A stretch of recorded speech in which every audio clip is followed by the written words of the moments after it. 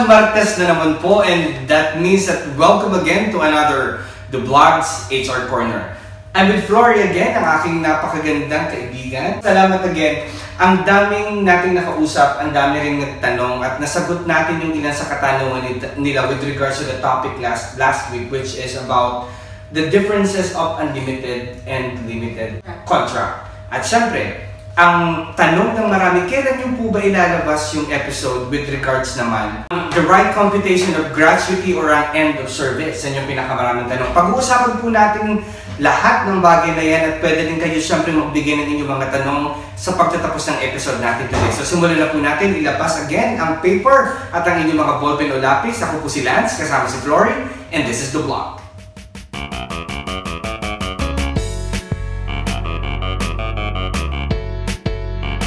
Flory, simulan na natin ang usapan. Medyo masyadong interesting ang topic natin today, and for sure lahat nag-aabang. Ang unang katanungan is, sino nga ba ang mga eligible at sino ang hindi eligible na makareceive ng end of service? So, ang sasabihin ko na lang yung mga hindi eligible. Okay. So, if hindi ka nakakomplete ng 1 year, you will not be eligible for an end of service. Kung hindi mo na kompleto ang isang taon, you are not eligible to get end of service. Tapos kapag nasa limited contract ka at hindi mo natapos yung 2 taong kontrata mo, hindi ka rin eligible for end of service. Kapag limited ang Pag limited kontrata. ang contract.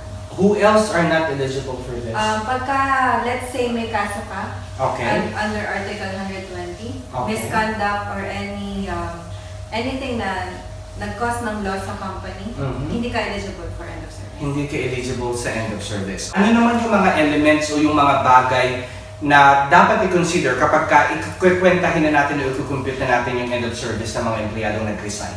Well, end of service ay kinakalculate based on your basic salary. Yun ang pinaka-importante. Hindi kasama ang housing, transport, any other allowances. Any other allowances ay hindi kasama. Okay. Sa basic lang. Tapos yung natitira yung leave days until nag-resign kayo. Yung ticket, it depends sa company. Sa company. O kung pwede kang bigyan o pwede hindi, depende kung na-incur mo. Very good. Ito yung pinaka-importanting part ng pag-uusapan natin para mas maging madali at matandaan ng lahat. Gumawa kami ng bracket groups. Ginawa namin 4 na grupo o categories yung mga pagkikwenta kung paano nga ba itong end of service of gratuity. Flory, kung pwede mong ipaliwanag sa amin, please. So, in general, ang end of service for the first 5 years, it's 21 days. Okay. Then, after 5 years or 6 years and above, it's 30 days. It's 30 days. Pero, as you said, hinati siya sa 4 na brackets. Okay. At ang pinakauna sa lahat, bracket, tawagin natin bracket A. Bracket A is 1 year to less than 3 years. So, 1 day less than 3 years. 1 year. 1 year, sorry. 1 year to less than 3 years equals 7 days. So, 7 days ang kwenta Per nila. year. Per year. Okay. And then, ang pangalawa ng bracket group natin, bracket B. Bracket B, it's 3 years to less than 5 years. So, nakatatlong taon ka pero hindi ka lumampas ng 5, hindi ka umabot ng 5 years. Meron kang 14 days per year. 14 days per year.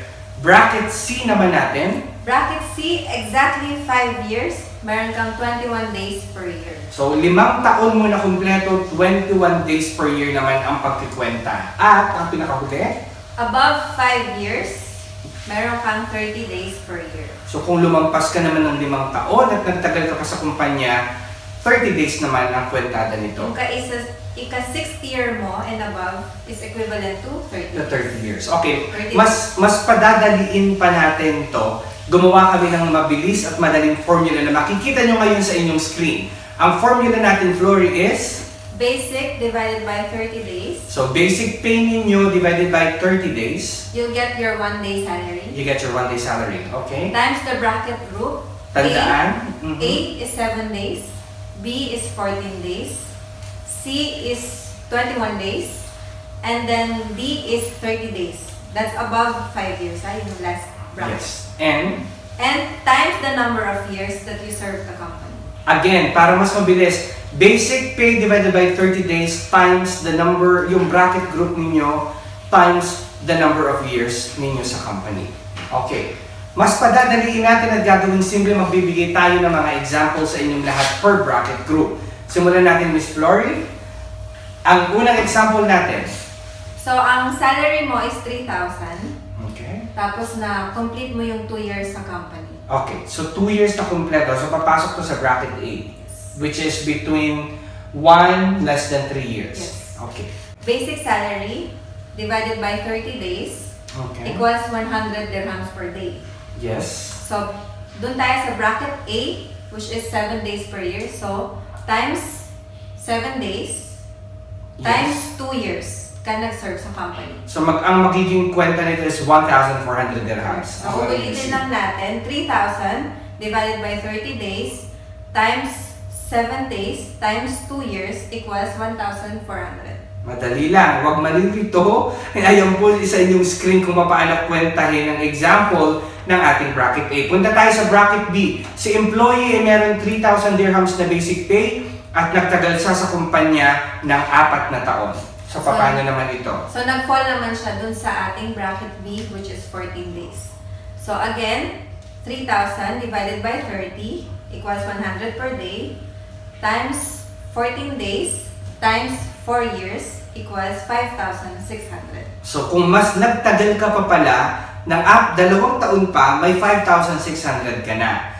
Puntahan natin ngayon ang example number 3. Napapatak naman sa empleyado na nagtagal sa kumpanya ng 5 taon. Saktong 5 taon. Saktong 5 taon. 3,000 basic salary.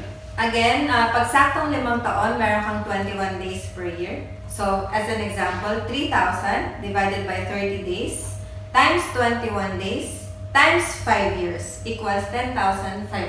Mas malaki na, isipin mo kung 1 taon na lang yung titiisin mo, naging 10,500 na yung makri-receive mong end of service or gratuity. Ngayon, Flory, I think medyo complicated yung bracket D. Gawin natin same example. Nagtagal ako ng 1 taon pa, 6 years na, 3,000 basic salary the same. Paano natin ipapaliwanag? So, parang sa bracket C, so meron ka ng 10,500, di ba, for 5 years. Okay. Dinagdagan mo lang ng 1 taon. So, paano natin Yung 1 taon mo na dinagdag, i-multiply mo siya sa 30 days. Yung sobrang taon sa 5 years, yun ang 30 days. Yes. Yung kumbaga succeeding. Succeeding years. Let's say 1 more year or 2 more years times 30 days. Times 30 days. Okay, so ang mangyayari ngayon na, 10,500. 10,500. And then? Idadagdag natin yung ika-6th year mo. So again, 3,000 divided by 30 times 30 times 1 year. So meron kang additional 3,000. So 10,500 plus 3,000. Meron kang 13,500. Yes. Napakadali lamang po, di ba? Huwag tayo malilito. Yung bracket talaga, actually, yung nagbigay sa atin ng malaking tulong dito. So tandaan lang natin yung mga groupings na ginawa namin from bracket A, B, C, and D. At doon yung mas madali alaman kung paano nga ba i-compute ang ating end of service. Flory, salamat sa formula na binigay mo, napakadali at sa mga examples. Ngayon, puntahan naman natin yung most common questions na tanong sa atin last week. Ang unang tanong, kung mali ang computation na ginawa o ibinigay sa iyo ng kumpanya o hindi ka binigyan ng computation at all, mayroon bang violation na naganap at ano ang pwede natin gawin? Of course, ngayon nalaman nyo na kung paano mag-calculate ng end of service. So, mapuprove nyo na sa employers nyo na mali ang computation nila. So, pwede silang tumawag sa MOL. Yes. Para sabihin na mali po ang computation ng end of service namin dito sa company. Yes, and I would like to suggest that before you even go to MOL, kausapin mo rin mabuti ang HR.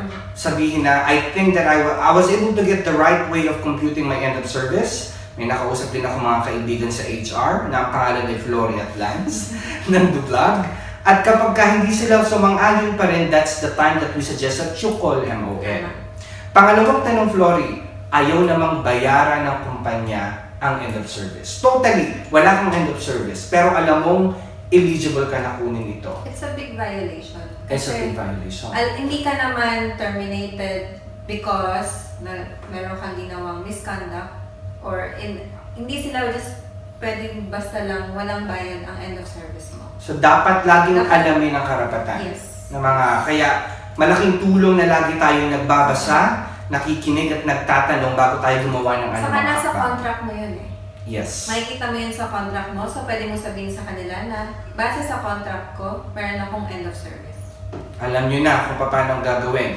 At syempre, ang pangatlong tanong na nasagot na rin natin actually is sino nga ba ang dapat nilang kontakin bukod kay Flory at Lanza sa mga kaibigan? Again, yung MOL, pwede kayong tumawag sa 800-665 or 800-MOL. Maraming nagtatanong na gaano po ba ka-approachable yung mga taga-Ministry of Labor. Based sa experience, dun sa mga nag-comment sa atin last week at nag-send ng message sa inbox ng Dublang, ilan sa kanila pinatawag ko actually sa Ministry of Labor at may mga kabayan actually pa rin silang nakausap. May mga tao doon na talagang very approachable. Yes. Kung ano man, huwag kayong matakot na magtanong. Kasi yung iba, I think, the worry is that baka po pag tumawag kami, isumbong kami sa kumpanya. You can remain anonymous. You don't need to say the name of the company actually. Just generalize everything. Ako po ay nagtatrabaho sa ganito. Ang problema ko po ay ganito. Ano po kaya ang magandang solusyon na pwede niyong ipayo? At makakakuha kayo talaga ng sagot sa kanila either by phone or by visiting the office of the Ministry of Labor. Okay?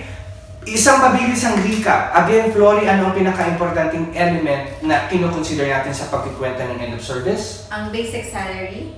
Basic salary. Yeah. Ang basic salary ba ay dapat based sa kanilang unang kontrata o sa kanilang pinaka-latest na salary? Sa kanilang latest salary. Meron bang nakasulat tungkol dito? Kasi yan yung question ng isang viewer natin last week. Yes, nakasulat yun sa labor. Nasa labor yun. Na talagang kung ano yung latest niyong basic pay, yun ang doon nabibase. Hindi doon sa kung ano yung pinarmahan nyo 5 or 3 years ago. Kaya make sure na kapag may increment kayo, humingi kayo ng increment letter. Para meron kayong proof na okay, ito yung latest salary ko. At saka syempre, yung sa payslip din ninyo. Everything should be documented as we always say here in the blog. Bracket groups, mabilisan ulit pagpapaalala sa kanila, 4 na grupo. Again, ang bracket A is 1 year to less than 3 years equals 7 days. Ang bracket B, 3 years to less than 5 years equals 14 days. Then bracket C, 5 years exactly, 21 days. And bracket D, 5 years and above, it's 30 days. 30 days. At ang ating matinding formula sa pagkikwenta ng ating end of service? Ang ating formula ay basic divided by 30 days times the bracket group and the number of years. Tandaan niyo mabuti yan. Again, isang mabilisang example ako magbibigay. Kaya ko to, Flory. Alam mo, love na love ko ang math. So, si Kabayan ay nag-resign after 2 years at meron siyang basic salary na 3,000 dirhams. So, 3,000 divided by 30 days, makukuha natin ang 100 dirhams. Papasok siya sa bracket A, which is 1 year to 3 years, or less than 3 years, which is 7 days. So, 100 times 7, and then, 2 taon siya times 2 years, so I will come up with 1,400 dirhams exactly. Yes. Pwede na. Pwede na tayong mag-compute. At syempre, magbigay tayo ng mabilisang tips ulit para sa kanila, Flory, para maiwasan natin yung problema ng pagkakamali ng computation ng end of service. Ano ba yung mapapayo mo? Based on your experience, sa dami ng mga nag-resign na na-compute mo mismo yung end of service nila. So, again, pag limited contract ka, make sure na tapusin mo yung 2 years contract mo para maging eligible ka for end of service. Pag nag-resign ka, of course, you need to serve the 30 days notice period. And if you're terminated, it's either pwede hindi mo na i-serve yung notice period mo. Yes. As for me naman, as I always say, make sure that everything is documented. Siguraduhin na kompleto tayo ng papel dahil kung dumating sa punto na makalaban natin ang employer natin, na wag naman sanang dumating sa ganyang point, at wala tayong mga papeles na pwedeng ipakita sa labor, wala tayong laban. Make sure na meron kayong resignation letter, dated resignation letter, and then indicate nyo doon yung kailan yung last working day nyo para ma-compute din nila yung 1 month notice period. And then, make sure na i-approve ito ng company. Kasi minsan hindi nila tinatanggap. Make sure na merong mutual agreement between the two of you. Kasi minsan nag-isip tayo na, ay, pinayagan na ako, yung pala hindi ka pa pinapayagan. So, dapat everything is documented, pinirmahan ng parehong party, na your resignation is approved and your notice period starts on that day and will end on that day. Okay?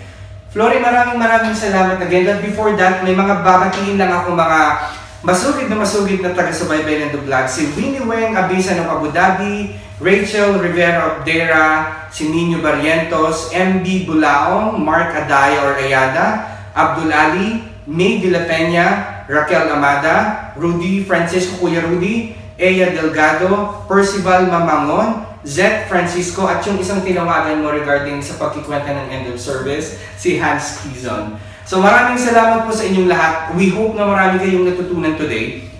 Maraming topic pa tayong pag-uusapan, which is everything about HR, anything about HR, at sisupraduhin kung makakahanap ako ng iba pang kasamang eksperto pagdating sa mga bagay na ganito kagaya po ni Flory. Magkita-kita po tayo uli next Tuesday. Maraming salamat, Flory, at sa inyong lahat. Ito po ang The Vlog. Ako po si Lance.